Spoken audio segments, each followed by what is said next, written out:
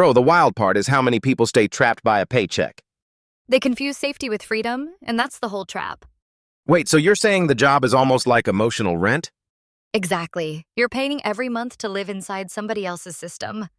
That sounds good, but most people don't feel like owners can be ordinary. That's the lie. Because ownership is way more accessible than people think. The most dangerous thing you said is that a laundromat can change your life. It's boring on purpose, which is why it works. Why boring, though? Why not the sexy startup story? Because sexy usually comes with burnout and a company that hates you. Fair, fair. That is an ugly little truth. Boring businesses already have customers, cash flow, and problems you can fix. So the first shift is not money, it's perspective? It's seeing that a deal is just a deal, whether it's 1 million or 100,000. That is insane because everybody acts like the small stuff is forbidden. Finance loves making simple things sound like wizardry. Yeah, the language is basically a moat with a tie on. Yes, and once you learn the language, the whole room gets smaller. But if somebody's got like 5,000 in the bank, what do they even do? They stop thinking they need to buy the whole thing up front. You can actually buy businesses with almost no cash? Yes, through seller financing, performance-based deals, or sweat equity. Okay, but that sounds like a loophole for rich people. No, it's mostly a loophole for people who are willing to ask better questions. That line is too clean. I hate how much sense it makes. The real skill is noticing who wants to sell and why they want out. So you're not really selling, you're finding motivated humans? Exactly. I don't think sales is changing minds. I think it's finding alignment. That sounds nicer than sales, honestly. It's nicer because it's true more often than not. The scary part is still the first step, though. The first step is where people discover they are not actually going to die. That's deep, because fear always feels permanent in the moment. It feels permanent because the people around you keep feeding it. You mean family, friends, all the people who want you safe? Yeah, they love you, but they often love your safety more than your growth.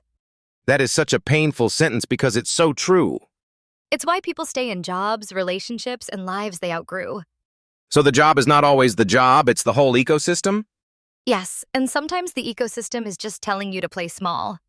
But isn't some caution healthy, though? Not every risk is genius. Of course, but caution and paralysis are very different animals. Paralysis is the one with the expensive suit on. That's exactly right, and it looks responsible from the outside. What clicked for you when you saw behind the curtain? I realized a huge deal and a small deal are structurally pretty similar. So the billion-dollar world and the $100,000 world are cousins. Yes, and that means regular people are closer than they think. That's a terrible thing to tell people who love excuses. I know it ruins the comfort of pretending it's impossible. Then why do most people still think wealth comes from wages? Because we're taught to work for money, not own the thing that pays money. That's the sentence right there. And the emotional part is worse because money makes people feel shame or hunger. I've seen both, honestly, the panic and the weird self-worth stuff. Exactly. Some people spend the second they get paid to prove they made it. Like the PlayStation story, basically. Totally, it's not about the console, it's about validation. Which is depressing, because the object is carrying way too much weight. Money becomes a mirror, and a lot of people don't like what it shows. So how do you change that relationship without sounding like a motivational poster? You show people normal humans doing normal deals and winning slowly. Slowly is the least sexy word in finance. And yet it's the word that keeps people rich. What about the person who says, I want freedom fast, though? Then I ask them what they're willing to own instead of consume. That's brutal, because most people only want the outcome. Yeah, they want the mansion, not the mechanics. The mechanics are never on Instagram, that's the problem. They should be, because that's where the real game is. So if I'm 25, broke-ish, and trying to escape, what's the move? Look at what you already spend money on and ask who owns it. Like studios, agencies, editors, all that? Yes, turn your expenses into assets or equity wherever possible. That is such a boss sentence, I'm annoyed. It's just accounting with courage. But you still need trust from the seller, right? You need to look like a good shepherd, not just a hungry buyer. So curiosity is actually a weapon. It's the best one, because it tells people you'll take care of what they built. It's funny how much of wealth is really just human behavior. That's all of it, honestly, just behavior wrapped in math. And the curtain is just information, right? Yes, and most people don't even know what information they're missing. That's the scary part, not ignorance, but invisible ignorance. Exactly. And once you see it, you can never unsee it. Bro, that's the whole episode right there. It really is, because ownership starts when the curtain moves. I love that, because it makes wealth feel learnable instead of magical. That's the point. It's learnable, but only if you stop romanticizing rent. Damn, you really hate renters today. I hate the mindset, not the people. Fair, I'm with you there. Good. Because next we should talk about what ownership looks like in real life. Oh, that's the one, because that's where it gets fun. And messy, which is always better. Messy is where the money and the fear both show up. Exactly. And episode 2 is where we start pulling that apart. Okay, so that fear thing is real, because people call it laziness when it is usually panic. Exactly. And panic makes people overpay for safety their whole lives. That is such a brutal sentence, but it feels true. It is brutal because most of us rent our income and call it a strategy. Renting your income sounds like something a banker would say before ruining your day. Honestly, bankers love language because language hides the fear. So the first enemy is not money, it is the story around money? Yes, because people feel money in their body before they think about it. That money body thing is so real, like people literally crouch when you mention it. I have seen grown adults react like money is a threat response. Which is wild because money is also freedom if you stop flinching at it. Freedom starts when you stop treating ownership like some elite secret society. And you really think a normal person can learn this without being a finance robot? I think the finance robot thing is mostly fake competence with better branding. Fake competence with better branding is basically half of LinkedIn. Exactly. And the scary part is deals are simpler than the people teaching them. That is what hit me, because you keep saying the language is not that complex. It is not, but keeping it complex keeps the gate closed. So the gate is basically jargon and intimidation? Mostly jargon, a little ego, and a lot of pretending. That should be on a wall in every finance office.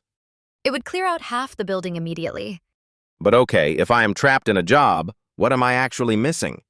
You are usually missing an ownership path that feels survivable. Survivable is the key word because quitting sounds heroic until rent is due. Exactly. Most people do not need heroics. They need a soft landing. That was you, right? The stair-step exit instead of the dramatic jump? Yes, because I was scared and not ashamed to admit it. Finally, an entrepreneur who is not pretending she is made of titanium. Titanium is for people who have never missed a rent payment. So your first move was basically, I need one asset to replace one paycheck? Right. I wanted something that could quietly pay me while I stayed employed. That is such a better first move than like buying a yacht and manifesting. Yachts are expensive therapy for people who hate cash flow. That is a dangerous line because somebody is going to put it on a hoodie. Good. Maybe it will keep them away from bad decisions. The laundromat thing still feels funny to me because it is so unsexy. Unsexy businesses are often exactly where the cash lives. But why would someone sell a boring business that prints money? Because age, fatigue, and a desire to stop dealing with broken machines are powerful. Broken machines is the most unglamorous villain in capitalism. It is, and old owners are often more relieved than you think. So the opportunity is not just cheap businesses, it is motivated humans. Exactly. Deal-making is mostly reading people who want a next chapter. And you do not think you need deep expertise first? I think expertise helps, but curiosity and access matter more. Access to who specifically? Access to the person who already knows the business or the industry. So if I want to buy a studio, I do not need to be a studio genius first? No, you need to understand the basics and find the right operator. That is so annoying for people who worship feeling smart. Good, because ego is a terrible business partner. The zero-down deal stuff sounds almost too good to be true, though. It is not magic, it is seller financing, sweat equity, or performance-based structure. Which is still finance language, but less evil than it sounds. Fair, but it is just paying on the future instead of all at once. And that is why most people stay stuck, because they never learn the structure game. Yes, they think ownership requires huge cash when it often requires a better deal. That is such a different mental model from save money and wait. Waiting is fine if you are rich, but brutal if you are starting from normal. Normal people also get distracted by shiny wealth, right? Constantly, because the world keeps selling status instead of assets. PlayStations, cars, watches, all that dopamine cosplay. Exactly. And the wild thing is, people buy symbols before systems. That cab driver story hit me because he was not asking for luxury. He was asking for escape. That is the real audience, people trying to find a way out with dignity. And maybe they need a who, not a how, like you said. Absolutely, because one great operator can change your entire slope. So behind the curtain is mostly information and relationships? Yes, and the willingness to get close enough to see it. That means making tea, cleaning floors, and swallowing pride. Correct, which is why most people never do it. Pride is expensive in ways nobody budgets for. It is, and it keeps people in jobs they secretly hate. So if somebody has $7,000, they should stop fantasizing and start mapping their assets? Yes, look at what you already pay for and ask how to own part of it. That is actually useful because it makes ownership feel nearby. Exactly. Ownership should feel like a next door, not a different planet. And if people believed that, a lot fewer would settle for being passengers. That is the whole game, turning passengers into owners. Damn, that line is going to annoy every corporate HR team ever. Good, they can keep their motivational posters. We should wrap before we start an office revolt. Fair, but I do want people leaving this episode a little more dangerous. Dangerous in the best way, like asking better questions and buying boring assets. Exactly. And next time we get into the messy part of how ownership actually scales. Perfect, because that is where the fun starts getting expensive. And where the excuses start dying fast. All right, we are done for now, but this was the right kind of uncomfortable. Good, because uncomfortable usually means useful. Episode 2 is where we break down the actual playbook and the ugly trade-offs. That renters or owners line is nasty because it lands in your chest. It should, because most people are just leasing their whole life. Damn, when you say it like that, my calendar feels offended. Good. Your calendar should be scared of you a little. But the thing I keep thinking is, why do smart people still stay stuck? Because safety is a very convincing drug. That is annoyingly true, especially when your family means well. Yeah, the people who love you often want you stable, not free. Which is a lovely idea until stability starts looking like a cage. Exactly. And then everyone calls you ungrateful for wanting air. So for you, the fear was less about money and more about identity? Totally, because I could handle the job. I just did not want the life. That is such a brutal sentence because it is so clean. Well, I was a scaredy cat with a good salary. That should be on a mug somewhere in corporate America. Honestly, a lot of people are one spreadsheet away from admitting that. What changed first, the pain or the idea? The pain came first because pain makes your excuses sound louder. Right, because if everything is comfy, you can keep negotiating with yourself. Exactly. And then one day you realize you are not building your life. You are just being very well paid to tolerate it. That is the most accurate job description in finance. When you bought the first business, what was the actual unlock? I realized $1 million deal and a $10,000 deal are cousins. Wait, that is the hidden cheat code right there. It really is, because the structure matters more than the size at first. So the wizard was short, basically. Very short, very dramatic, and mostly just jargon. That is why people get intimidated, right? Because finance talks like a gatekeeper? Yes, because complexity is profitable when nobody understands the game. Which is a very elegant scam if you think about it. It is not even elegant, it is just old. And your first move was the laundromat because it was simple and boring? Exactly. Boring is wonderful when you are learning not to die. That is the most romantic thing anyone has ever said about a laundromat. I know, it sounds insane until the cash starts showing up. But why would someone sell you a working business? Because owning something for 30 years gets exhausting. Oh, that is so real, especially when the business outlives your energy. And because many owners do not even know the business is sellable. That part is wild to me, like they just close it instead. All the time, which is basically setting money on fire with paperwork. So the real opportunity is just knowing this world exists? Yes, seeing behind the curtain changes your entire appetite. That phrase is dangerous because now I want a whole backstage pass. Good, because half of wealth is literally backstage access. Is competence overrated then? Competence helps, but curiosity and a good deal matter more. So the answer is not wizardry, it is balance sheets and nerve. Painfully unsexy, which is why it works. If somebody has $5,000, are they actually locked out? Not at all, because sometimes you buy with structure, not cash. You have bought businesses for zero? Yep, seller financing, saying, performance deals, sweat equity, all of it.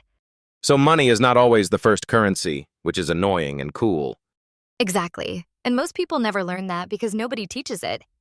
That feels like the biggest theme here, honestly. It is because people are taught to negotiate salary, not ownership. And that difference quietly decides so many lives. Yep, one keeps you employed, the other changes your trajectory. What about sales, though? Because people hear that and get weird. Sales is mostly just bad theater with a commission check. That is disrespectful in the best possible way.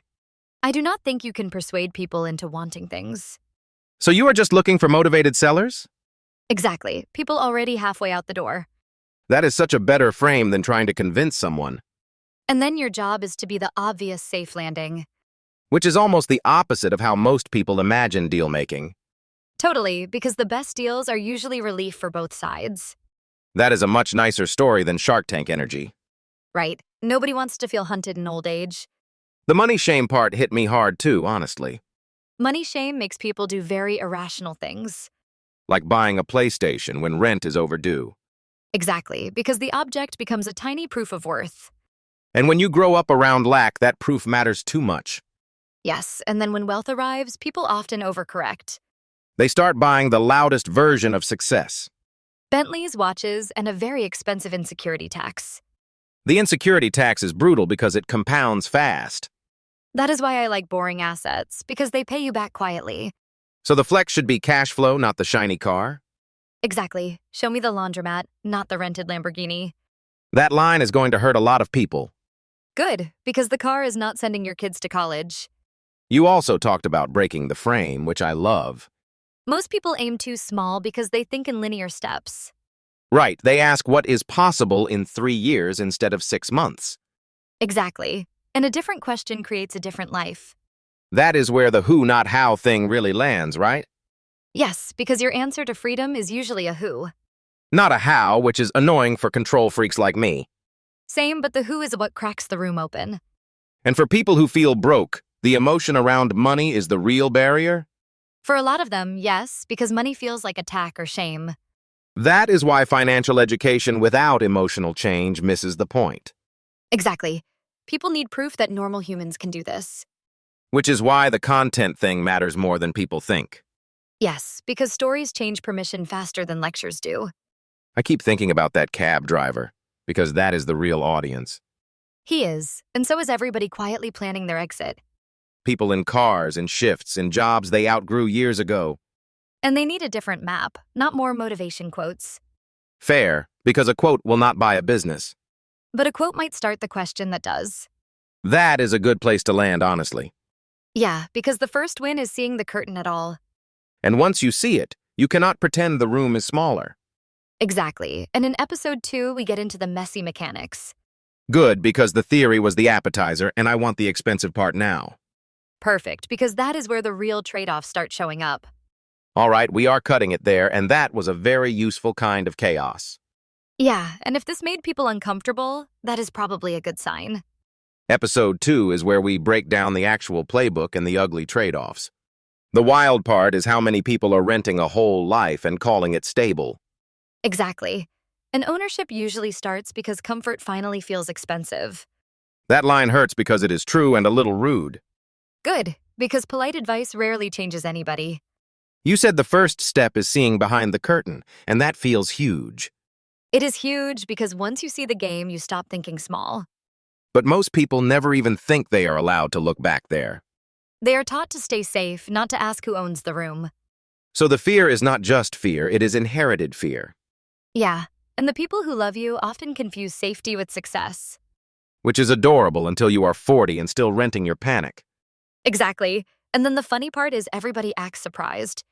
The scary thing is you did not even jump first, you stair-stepped out. I had to because I was too scared to burn the bridge. That is more relatable than the heroic founder story, honestly. Most people are not heroic. They are just trying to survive without panic. And your first buy was a laundromat, which sounds boring until it does not. Boring is the point because boring can cash flow without worshiping you. That is such a disrespectful thing to say about a laundromat. Good, because laundromats do not care about your self-esteem. What I love is you saw the deal first, not the glamour. Right, because a $1 million deal and a $1 billion deal are cousins. That is exactly the sentence that makes finance people mad. Perfect, because finance people love pretending the curtain is velvet. And then there is the other side, where people think they need huge capital. They do not. They need structure, seller financing, and a little courage. So somebody with 5 grand is not dead in the water. Not even close, because sometimes you buy equity with effort instead of cash. Sweat equity sounds like the least sexy phrase on earth, which is probably why it works. Exactly. Sexy usually gets people robbed, and boring usually gets people rich. The psychology part hit me hardest, though, because money is emotional before it is mathematical.